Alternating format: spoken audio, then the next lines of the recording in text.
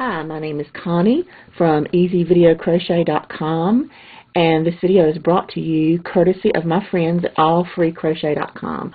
When we went through that back loop, what that did is it gave us, because we only used one of the loops, it gave us like a little ridge. So when I turn it like this, you can see that little ridge sticking up, and that's what we're going to use to pick up stitches later for our little pocket for our end of our scarf to go through. So what you're going to do is you've now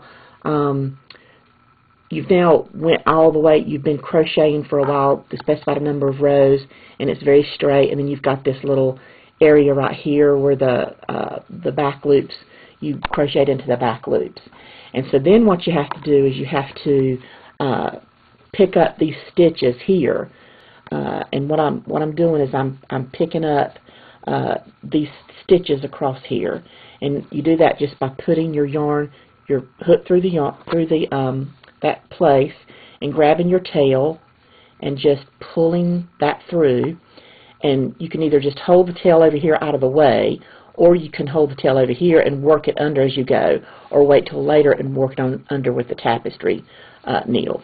So the first thing you'd want to do is do one chain, and that's going to count as your first single crochet. And then you would just go all the way across the row, the specified number of times, doing a single crochet just under each one of those, and it's like these little holes because you're going under those V's. And when you're doing that, you're actually working your way up the specified number of rows till this gets even so that you can join it.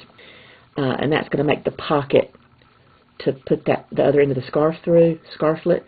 So we need to join these two together. You should have the same amount of stitches on each side, and just be sure you are going under.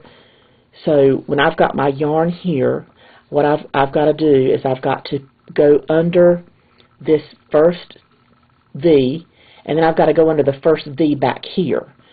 So I'm going to go into that first V right there, and then I'm going to take my yarn, and I'm going to do single crochet, yarn over, and I'm going to pull through that whole section like that. And this is real bulky yarn, you know, so you can see what I'm doing. Then I'm going to do another single crochet on the next spot, just sticking my hook in under the V, coming to the back and not going into the one that I'd already done, but going into the next one, and pulling it through, yarn over, and pull through both loops, and that's my single crochet. And so I've got two.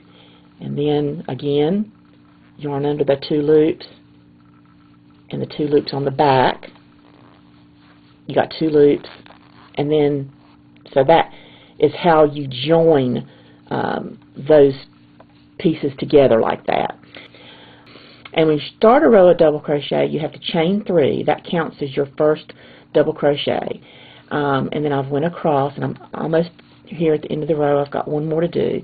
When you do a double crochet, you yarn over, and you go under, stick your hook through, you yarn over, pull up a loop. You've got 3 loops on your hook. Yarn over, pull through 2 of those loops. Yarn over, pull through the last 2, and that's a double crochet. Gives you that height. Now when you turn a row on double crochet, just like with single crochet, and we chained 1 to get the right height, double crochet is a lot taller, so you have to chain 3 before you turn. And you do this every single row.